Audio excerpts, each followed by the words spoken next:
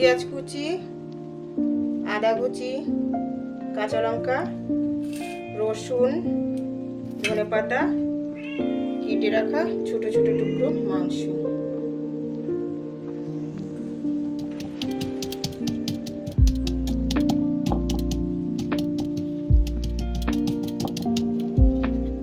এরকম থেতো করে নাও।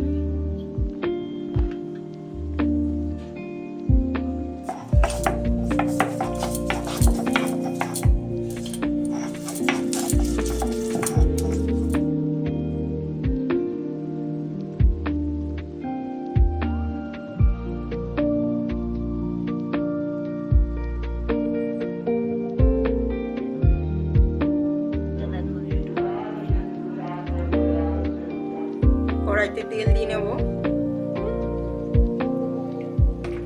তেলটা গরম হয়ে গেছে, এবার আমি আলুগুলো এক করে ছেড়ে দেবো।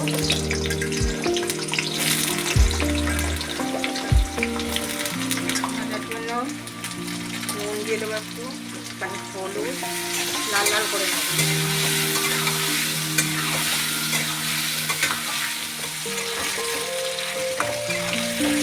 আমাদের লাল লাল করে ভাজা হয়ে গেছে, এবার তুলে নেব।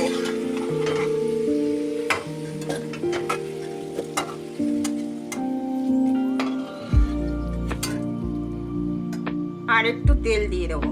এবার শুকনো লঙ্কা ফোড়ন দিয়ে দেবো, জিরে ফোড়ন দিয়ে দেবো, নাড়াচাড়া করে নেবো। এবারে কুচিয়ে রাখা পেঁয়াজটা দিয়ে দেবো।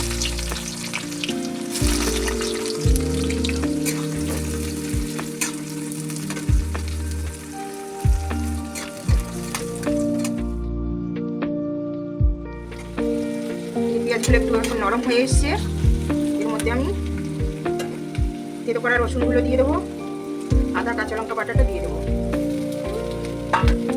একটা টমেটো দিয়ে দেবো একেবারে মাংসের পরিমাণ মতন। আপনার যতটুকু মাংস থাকবে সেরকম ভাবে নুনটা দেবেন।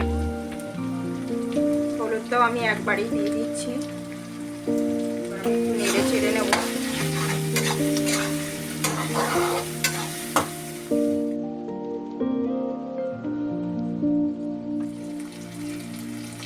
এবার আমি একটু লঙ্কা বাটা দিয়ে দেবো, খুব বেশি দেবো না যেহেতু কাঁচা লঙ্কা দিয়েছি।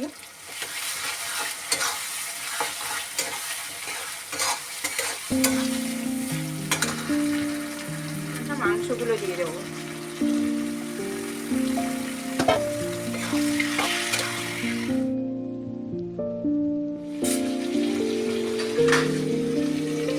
এবার আমি একটা ঢাকা দিয়ে দেবো।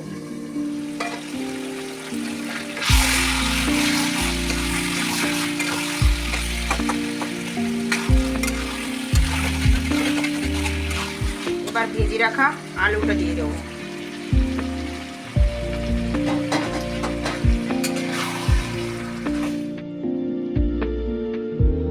এবার আমি আবার ঢাকা দিয়ে দেবো। এইদিকে আমি একটু জল গরম বসিয়ে দেবো।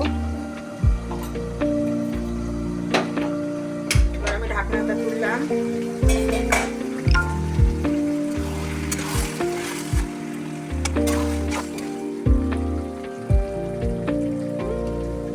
এবার আমি একটু গরম জল দিয়ে দেবো অল্প।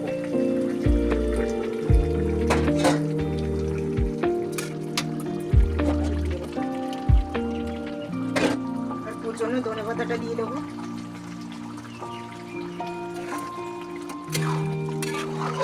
ভালো করে নাড়িয়ে চড়িয়ে রসিয়ে কষিয়ে রান্না করে দেবো।